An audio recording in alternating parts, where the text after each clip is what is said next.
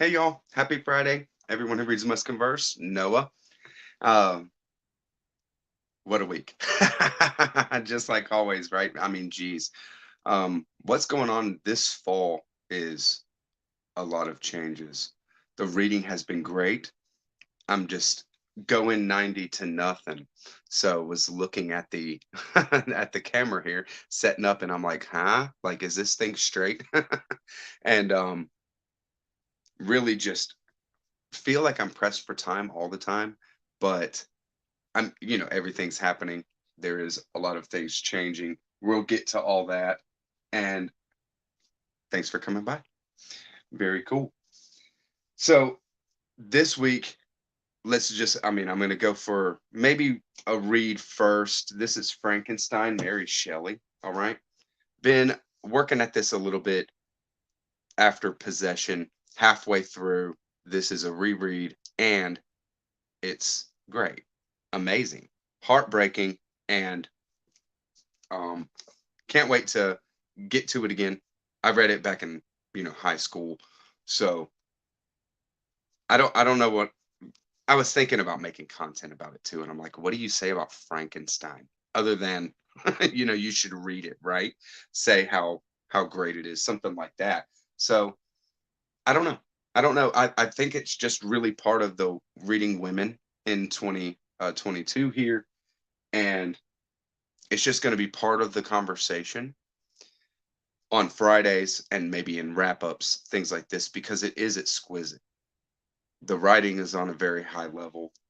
And here we go. Hey, Idget Reads and Rambles, Quintin in the house. Happy Friday for sure. Alexa. So I'm wearing my Pink Floyd shirt today. Alexa and I were hitting each other on Instagram. Hey, brother. And Alexa had gotten a Pink Floyd biography. Very cool looking. Thanks for sharing it. That's what I'm talking about. Happy Friday. Hey, teeny tiny happy Friday. Thanks for coming by for sure. Teeny tiny, one of my member members. One of my only wait, my only member. I really appreciate it. The green name standing out. At least it's green for me. I wonder if it's the same for y'all. What's the distinction that teeny tiny has in y'all's chat, right? What's up, Tyler? I did watch your Hell House video or Hill House video.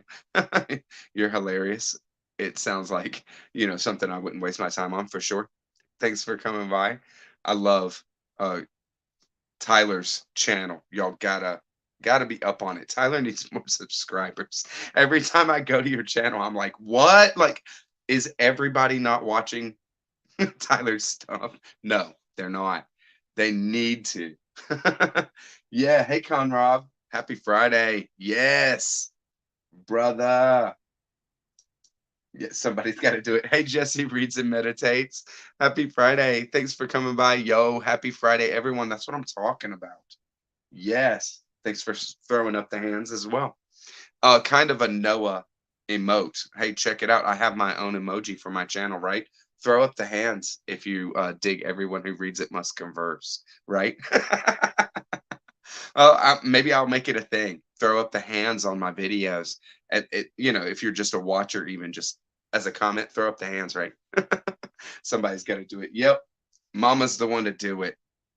Hey, baby. Happy Friday. Emily's here, has been under the weather. Hope you feel better soon. That's for sure. She's going through all the changes, of course. what a what a wild week. So yeah, all right. There's Trish too. Hey Trish, happy Friday. Nice to see you. Thanks for always coming by. Supporting. See, that's what I'm talking about.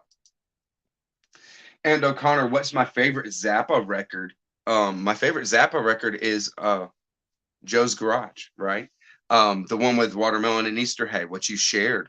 That's my favorite Zappa. Um, I like a lot of Zappa though.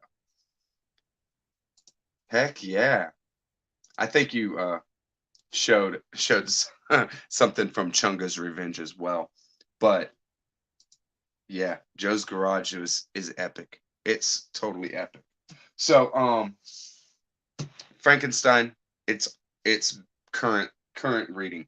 also current watching because I only have two um editions of Death Note in the house, and I heard that Death Note is really cool, right?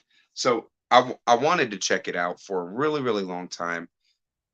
Forget because I don't usually look through manga or in used bookstores. I just don't. I don't go to comics and I don't go to manga as much as I should because I'll find the things I'm looking for. But I'm going more and more because of Alan Moore, right?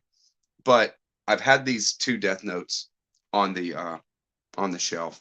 But my daughter, Fiona, talked me into watching it. It's the same company, Shonen Jump is the name of the company that puts out Death Note, and they did the TV anime. It's the same animators. It's panel for panel as far as I can tell, but this is so good. This is so good. Okay, how I can explain what Death Note is like? Think The Departed, the amazing um the amazing, unbelievably amazing Martin Scorsese movie is probably one of my favorite movies of all time, right? Yeah, that was Connor that showed Chunga's Revenge. Nice. Nick, is Nick Burrow in the house? I missed him. Hey, bro. Hey, bro. Nice to see you, Nick. Thanks for coming by. I wish we could see Nick instead of just reading his text, but I'll take it for now. Okay. I'll take it for now. Oh no, Tyler. Oh no. Well wishes. Well wishes to all. So for real, it is good reading other people's mail. I know, right? But it is great. It's written on a very high level. I love it. I'll keep going through comments. I want to catch up. But for real, I couldn't spoil this if I had to because I'm still in the middle of it. It is very smartly written, very smart characters, and y'all know, I mean, any reader knows it's hard to do a really smart character well because the writer has to be that smart. I mean, you can extrapolate, but in order for it to be smartly written, smartly done, the way that Death Note is, the writer or writers are very, very smart. It's fun. It's crazy. It is a um. We'll get through the comments a little bit, and then we'll see. I might set the stage for Death Note if y'all are interested, right? Anybody who's interested that hasn't read Death Note might say, I don't know. I would read it, but what is it about? I'll set the stage if you want, but it's basically a cat and mouse game between two, hidden identity players, and they're very, very smart. Joe's Garage is great. Yeah, listen to it. Connor, that's what I do. Okay, today was the last day of me in carpentry. So what I was doing up there for a lot of time is I'll just pick an artist, Zappa, for example, and just play an album, pick an album and play it completely through. I had a lot of time to do that. It was wonderful to do that. Um, but I'm done with that now. Monday, start a new job. It's going to be amazing. It's a completely different field again. I Nice. Didn't really grab me. Hey, to each his own, Tyler. Tyler, always the contradictorian, right? Yeah, it is good. It is good. Yeah, hope you feel better, baby, for sure.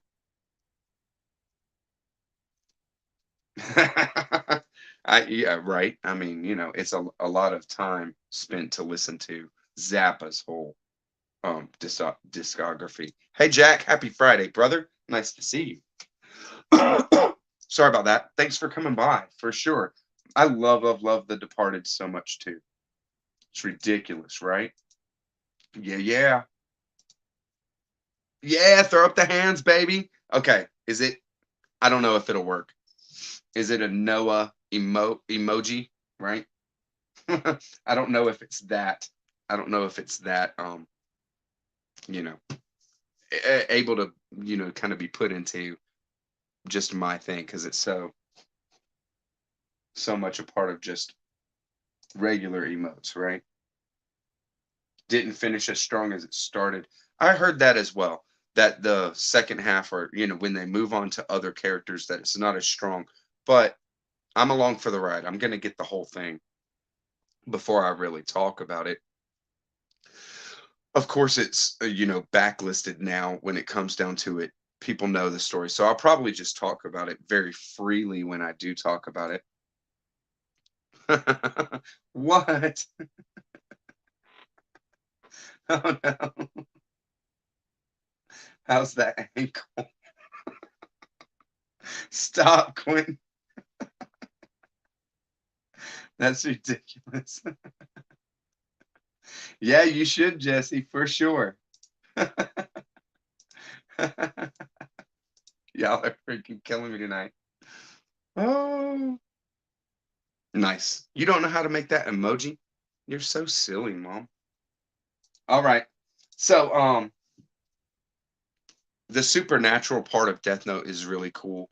It's played lightly. It's not, um, it's more in the background. It's a underpinning for the action or for the circumstance and the situation, but it's not that you're not overwhelmed, or you're not you don't have to get into the supernatural aspect of what's going on. The supernatural aspect ends up being where some of the comedy relief is coming from in the first part, at least.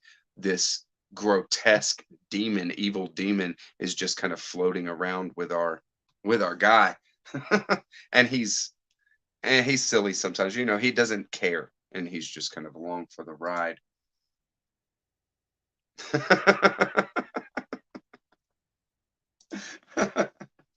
All right, Queen. All right. So this year, or this week, sorry, I started Black Hole. This is going to be a buddy read with Josh over at Working Man Reads. He's a great creator. Has been, all up and down on his channel as far as consistency when he uploads, but when he does, it's always cool to hear from him. He's a regular guy kind of reader, and he had this on his shelf. He just hit 1,000 subs, so we decided. I called it out. It's horrifying, so it's perfect for this time of year. So we're reading this one, and and whoa, all right. Uh, on a revisit and a reread, I'm not but a third of the way through it so far.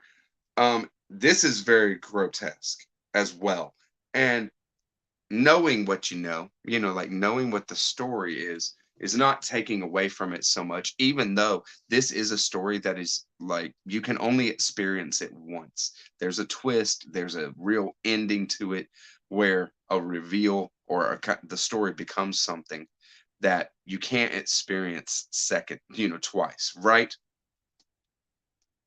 The end. Yes, I love that. I love that, Gorvadol. Thanks for coming by. Happy Friday. Awesome. Thanks for supporting always. So yeah, it's the antithesis of a John Hughes high school drama. Think Sweet 16 with zombies or something, right? So it opens with the dissection of a frog here, and you can see the art is these very uh stark lines. It's black and white. That's it. There's no gray. There's just lighter hashes, but the effect is striking, and it's done very expertly. You can see, maybe I can show some enough, right? You can see how expertly it is done. And it's just page after page of really cool, striking stuff.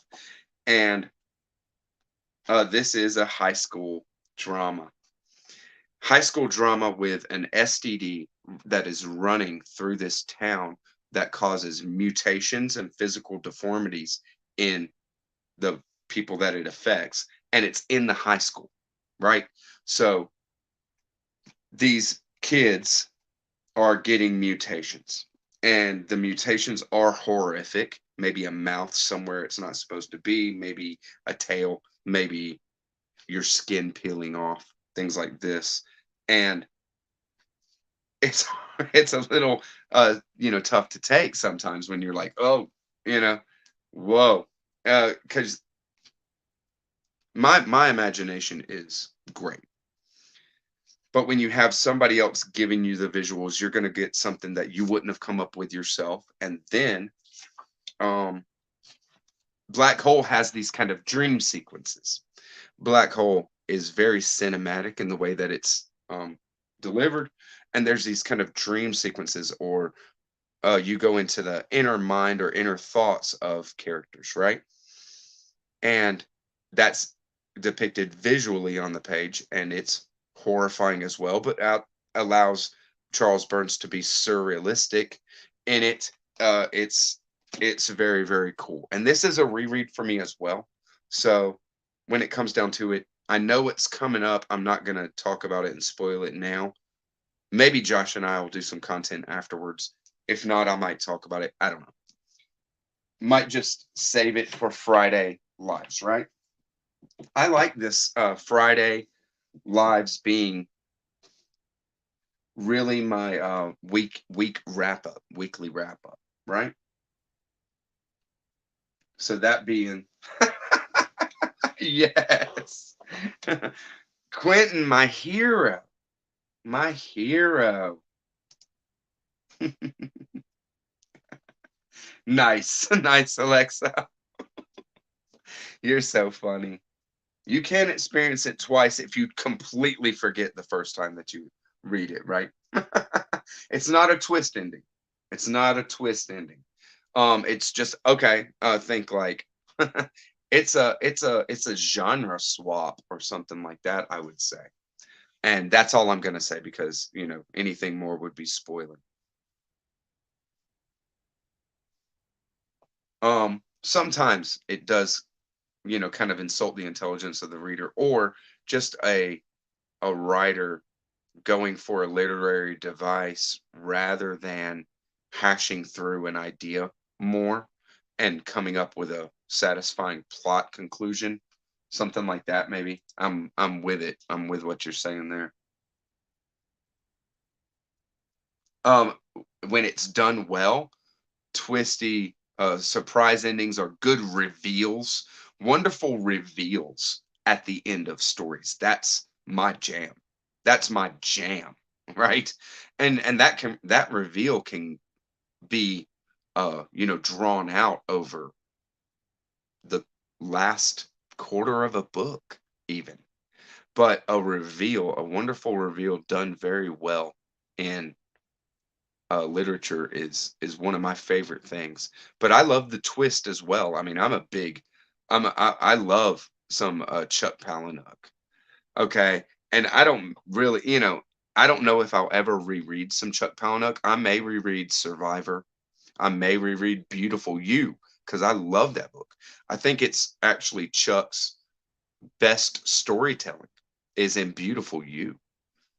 If you haven't read it, just go for it because it's so fun and funny and horrifying. Like it's really horrifying. Um, but the ending is just absurdity. You got to get into, just you're in a fantasy, Chuck's fantasy world. Jesus.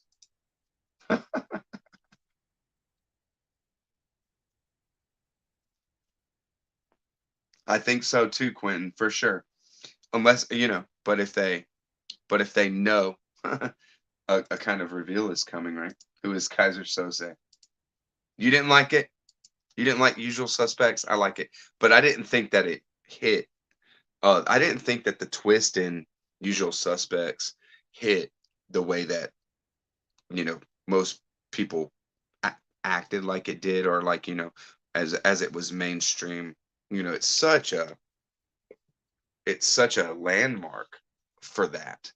And I don't necessarily think that it um deserves that when it comes down to it. If I'm talking about twist endings, talking about great reveals or climaxes that things, a surprise endings, I don't go to Usual Suspects as an example. Right? Nice. I was young when I saw it first too. Maybe not 15 though. 7 was great. David Fincher is great. I mean, 7 is great. That's same thing with Fight Club, right? Just he was doing that kind of thing. I like who else was good? And Christopher Nolan is good at it. But the OG, of course, is Shyamalan, right? To do it well enough that it becomes your thing, kind of thing. Even though, he's fallen off completely, right? Rant is wild. Rant is early Chuck when he's like, you know, finding his formula. He had his formula, but he was really working to tune it. It wasn't tuned the way that it is in later stuff. And and just to be clear, I don't recommend Chuck Palahniuk at all. And if you I've read Invisible Monsters for sure. Visible Monsters is like Rant. It's like that era. And the newer stuff, Adjustment Day, I don't recommend at all. It's a horrifying book. And dude, PG, I love Memento. I don't know. I don't know, bro. I don't know about that one. Let's get on and talk out Memento because I'd love to retouch that one. Nolan's great at it. Um, Adjustment Day and the invention of sound, I'm not interested in at all. Adjustment Day was atrocious. Like, I mean, it was so hard to get through that because it was so bad. But then I was waiting for the end because I was like, okay, it's not what I think it is because this is horrible story writing. And I mean, just where it's going, I don't think it's perceptive. I don't think it's deep at all. So I was like, I wasn't liking it at all. And I'm thinking, there's a twist. There's something to it that I don't know. And there wasn't. He broke from in a way, he broke from his formula. And I wish that he had. I wish that he reframed it and made it all better than what it was, to tell you the truth. I love Memento. Come on. You can't ever forget about Memento. That's like one of the best things. Novels and Crumbs, happy Friday. That's what I'm talking about. You are here. You've arrived. Yeah, and only 22 minutes in. No worries, bro. We got a lot of night left in front of us. Um, Invisible Monsters is good. It was the first twist that I read of Chuck that really worked for me. And it's because it's completely crazy.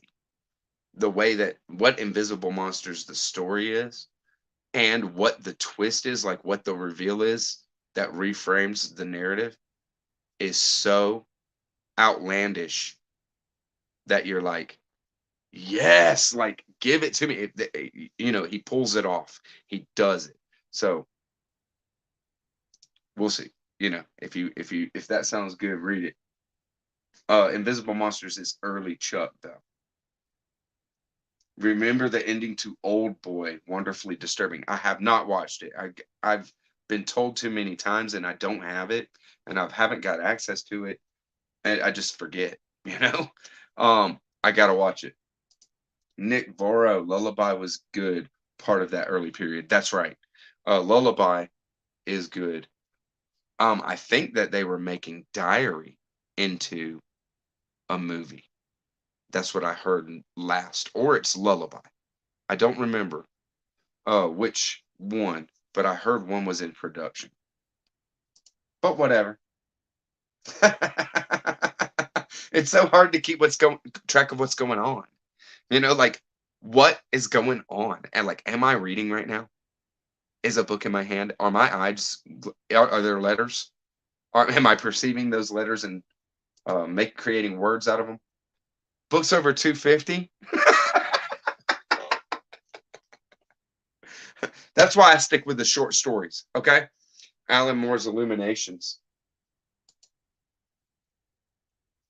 Nice. Very cool, Nick. Yeah, yeah, yeah. Yeah.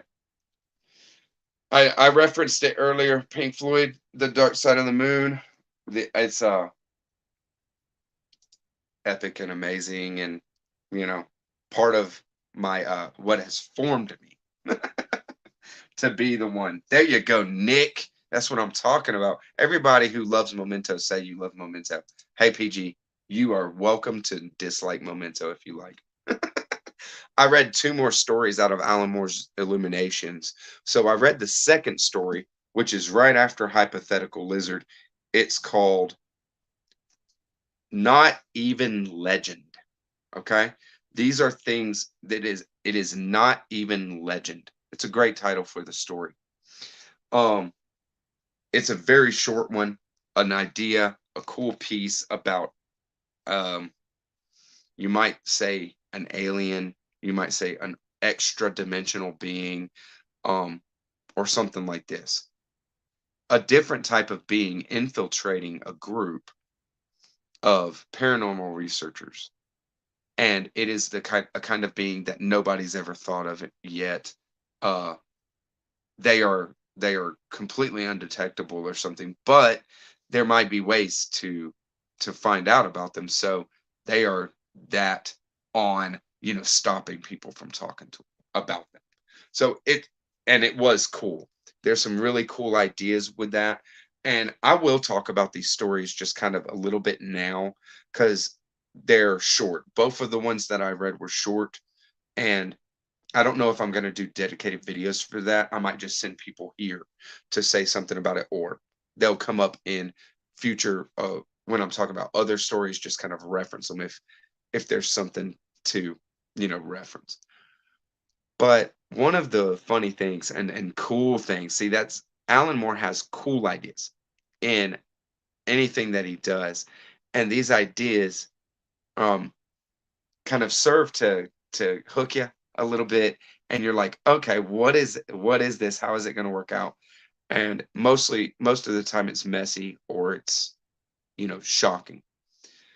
But one of these beings is sitting in the group, the hour that we're privy to in this short story, and has something with him. At first it's a load of laundry in the seat next to him, right? One of the characters sees it as a load of laundry. Well, then we get another character's perspective, um, and they perceive that this guy has a a stereo system, little tape deck, CD player with speakers, a stereo. There next to him. Another perspective we see, it's a bunch of balloons. So perspectives are being manipulated in this, and it's really really cool. The mechanic that the alien or multidimensional or extra dimensional being, whatever, uses is completely outlandish and very, very interesting. Yeah.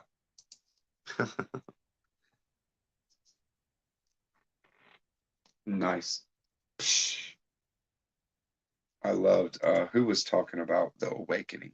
Man, I just saw a video on it and just watched the whole thing not too long ago, maybe a week ago, within the last week. Hi, all. Gene Wolfe is a novel that's very similar to Memento, only the protagonist is an ancient Roman soldier. Nice. Latro in the Mist is what he's talking about. And I actually have that series. Perspectives being manipulated sounds like the mainstream media. Nice. Yeah, exactly right.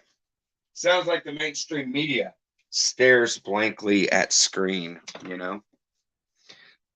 Very cool. Yep. Latro in the Mist here. And when you uh read the synopsis of this book, sounds a lot like a character that is afflicted by the same um impediment that the main character is in Memento. Okay.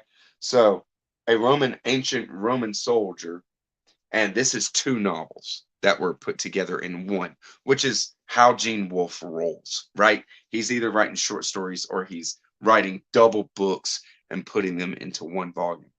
So I'm I've been kind of wrestling with whether I'm just going to jump into this or not. It seems too interesting, and I really want to. So thanks for bringing it up, Tom. Happy Friday too. If y'all haven't can't tell already, my throat has been hurting this week. Just the last couple of days, couple of nights, I felt it, and I thought about it all day. But I figured I would just go for it because it was feeling all right. But it's already getting scratchy and it's getting strained for me to talk so much.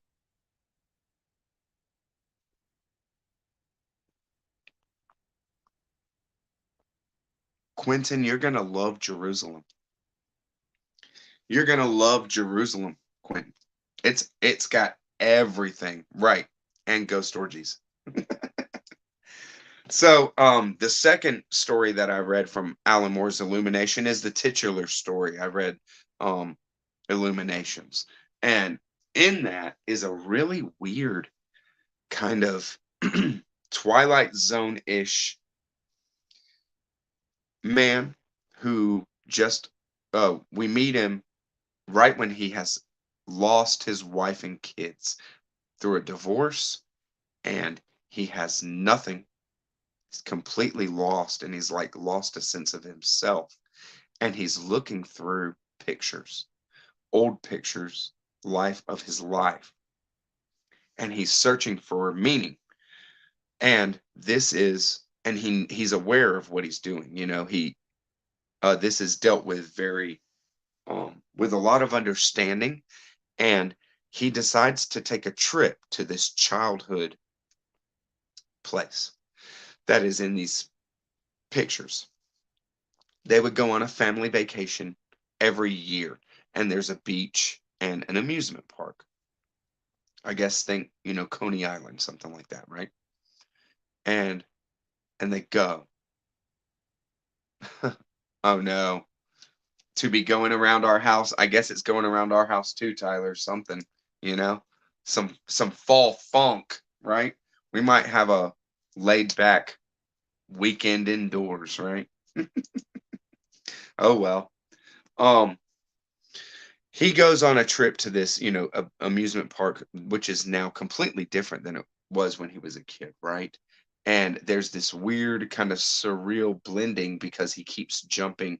The story keeps jumping from photograph and image and to what's happening now with him revisiting this place. It's done very well. It is it feels like it's larger than the sum of its parts. It's only 20 pages long. Illuminations, the short story, titular story, is only 20 pages long, and it feels like a novella. It has a lot going on, and it just is a testament to Alan Moore being able to pull that off in such a small space. Through the storytelling, right, being able to build something with a photograph, an image, and he's even alluding to the people in the image or what's going on behind the image or how the people are taking an aspect of what's going on in the photograph, building on that, then jumping right back to where the character is now, what he is experiencing and how he's framing his experience, and then going to another photograph allows him to keep taking steps up, to keep taking steps along in his storytelling very, very quickly. Very quickly. I mean, he can do it. He can do half a page and then half a page or a page and then build on that previous a page and a half ago. What he gave you a page and a half ago, he can expand it and do something with it that, it's just hard to continue the momentum of being able to do it over and over and over. The way that he does it in Illuminations, I think that it is a an amazing piece of writing. Um, but it's going to take more thinking and working into before I can really articulate that. Yes. Get a channel going. Don't play. Get a channel going. Idjit, Quintin, you're the man. Quintin is a great reader as well. How is Genji? Yes. Oh my God. How is Genji? Rambling. All right. Genji rambles better than Quentin than Quentin rambles. maybe for now. Okay. I don't mean to. Hey, mustache. A rare sighting. Are y'all ready? A rare sighting on Friday night lives. This is my cat Mustache. I usually don't have the cats in here with me, and but Mustache was in here hanging out, so y'all get to see one of our cats, Mustache. Mustache don't care about the camera. The camera's not interesting enough for Mustache to look. But Mustache came over simply because Mustache been already by the door, and I didn't get up and let him out, so he came to get me.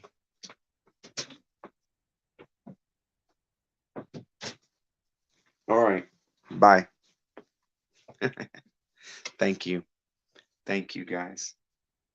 Nice. Yeah, I mean everybody loves a kitty, right? Yeah, you did. Better than I did. I mean, like really I haven't read the chapters that are after the proper. When I do, I'm going to hit you. When I do, I'm going to hit you right then. um You know what? I haven't read enough of Alan Moore's comics. He's done so much comic work. It's insane. And I'm not a big comic reader. I've read some of Alan Moore's stuff, but Watchmen, V for Vendetta, the main stuff, this kind of thing. But I have more that I haven't read yet. Prometheus, something that I really want to get to, and then the League of Extraordinary Gentlemen. That's probably going to be my next comic that I read because I have volume one, two, and three. It's all together is maybe as thick as this lined up in comics, though, right? So I'm gonna knock it out. I'm gonna knock it out. Cats are better than dogs. I don't know. I don't know if I can say dogs are better than cats, but because dogs are just not as smart, you know, it seems. Maybe some more than others. I've never had a really, really smart dog, but I would love to have a really smart dog like an Australian Shepherd, something like that. Um, Jesse reads and meditates, has a lot of dog knowledge, as does um, my wife Emily, being a freaking dog groomer forever, and it's just so cool to learn all the differences about dogs and how you train them, how you teach them, and then they're even smarter than I realize. That's for sure.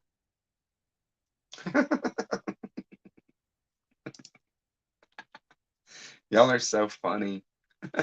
No bobcat. No bobcat for me, thanks. So, the writing is coming great, but Ryan and I have shifted our focus a little bit. And I think I'm going to give this and talk about the writing a little bit. Then I'm going to wrap it up because it is getting uncomfortable to talk. And I'm sorry.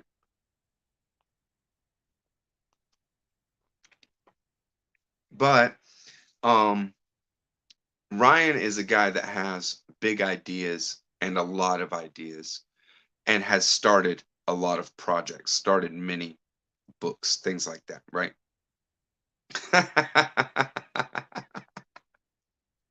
See, and it starts right when that's why I brought it. That's why I brought up Jesse because I knew. I was like, if you say cats, I was like, she's gonna have something to say about it.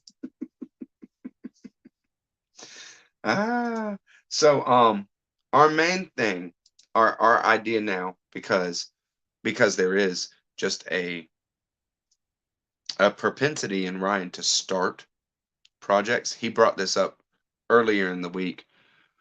and we decided to focus on a short story that he has already written.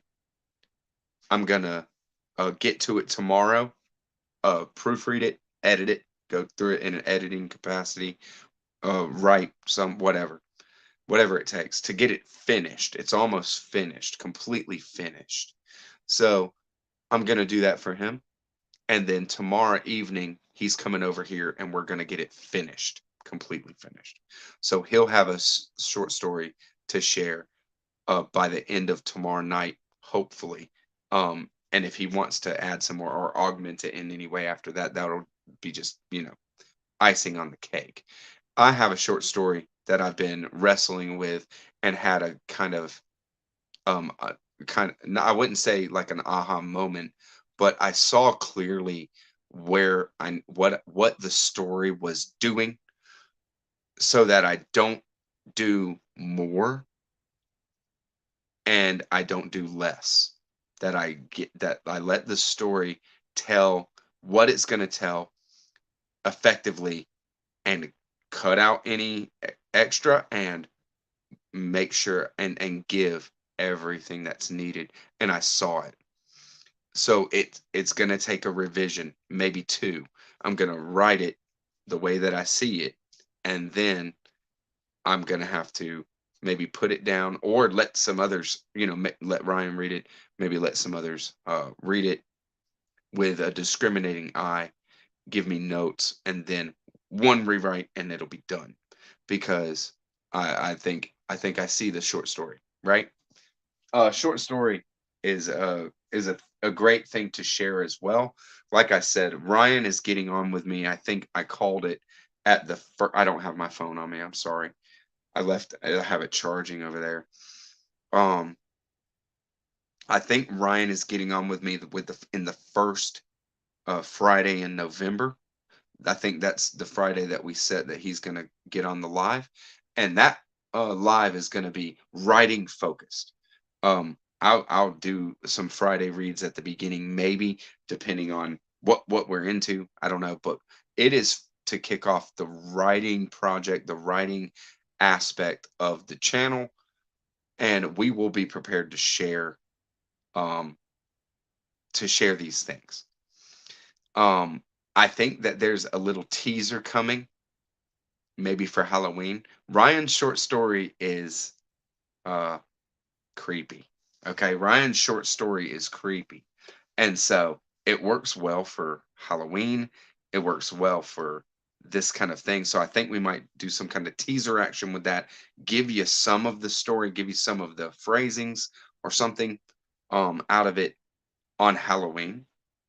Uh Maybe do some visuals, do some I'll do something, And then uh on that live we'll probably share it in link form, and maybe even just read them out loud, maybe just have him share and then me share, and maybe we'll just read them so people can take it as they will. Would that be cool?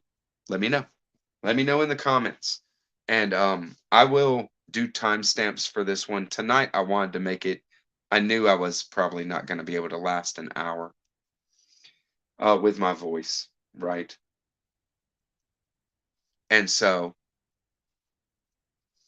I thought I'll do some timestamps. We'll talk about the reading, we'll talk about the writing, and yeah, open it up and see what people are thinking.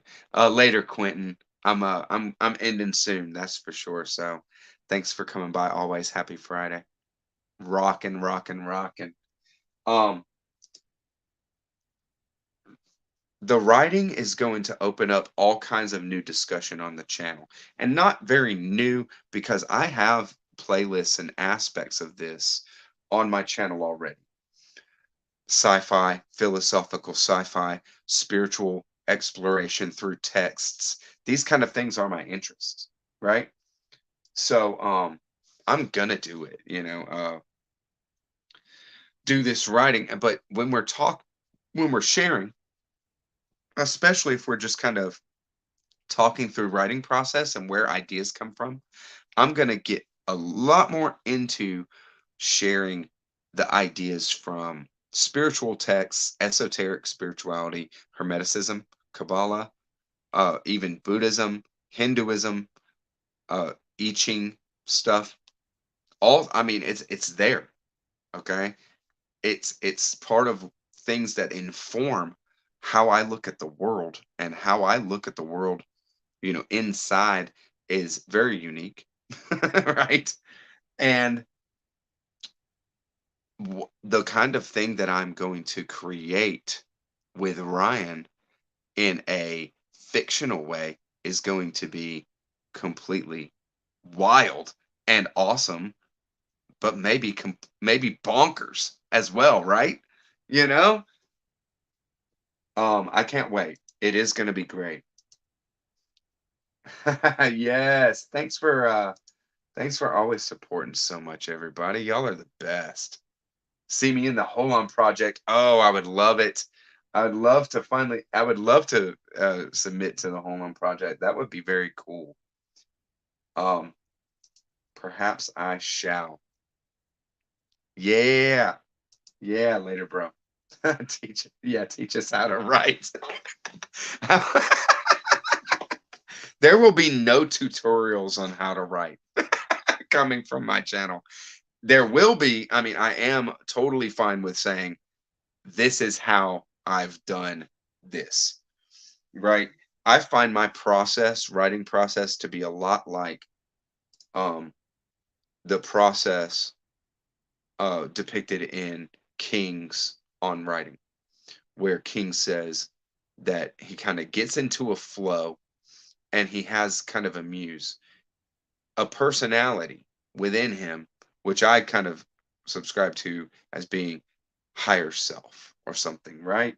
An aspect of you that your subconscious, your unconscious, the bigger intelligence that is part of you, that is you, but it's not fully conscious. It's not rational. It's not part of your conscious thinking mind. So we we don't call, it's called something different, but it is you, right? So yeah. We'll be going all over. And I hope everybody's down for it. And I think it will lend uh, more to the channel just being uh interesting, just being something where the conversations are interesting. We might get into some really wild stuff, some rarefied territory, but even more so, what we're going to do is just explore. It doesn't it's not, I don't need to, I'm not trying to go so far in some specific, stream, but maybe trying to explore something in a way that it hasn't yet. Ryan had brought up an idea to me, and he was talking about essentially assigning correspondences to something in our world, and the correspondences being to a a system of belief, a system of thought. And I said, well, that's been done, right? That kind of thing is Foucault's pendulum, when these guys were likening the Kabbalah, the Jewish Kabbalah, to a car engine, and how the engine runs, and all the constituent parts, and how then they were like, we made it, we did it. The Templars have created the car. We have a direct link. We have a linkage now that proves that the Knights Templar are behind the automotive industry. It's just so crazy and outlandish. It's funny, but that's the kind of thing uh that Umberto Eco did. And it just reminded me, him saying that idea reminded me of that. It was really fun to, because we're going through a lot of ideas like that, and things that have been done. We don't want to rehash, but it can't help but inform where we're at right now, right? And we're there. We are there, babes. All right. Thank you, beautiful people. Happy Friday. Thanks for coming by. And look out for some possession content this week. I'm in the mood for it. Possession's just a great book. I've been thinking about it too much, enough to just do it. And other than that, we'll see what kind of content. I'm gonna put out more than just that this week, even if it's just the reels, because there's just so much going on. So wish me luck on the job change. It's gonna be fun. It's gonna be a lot of reading and learning, you know. Reading and learning the first week. So no worries. I'll just be doing my thing. Catch you on the next one, book two. Bye bye.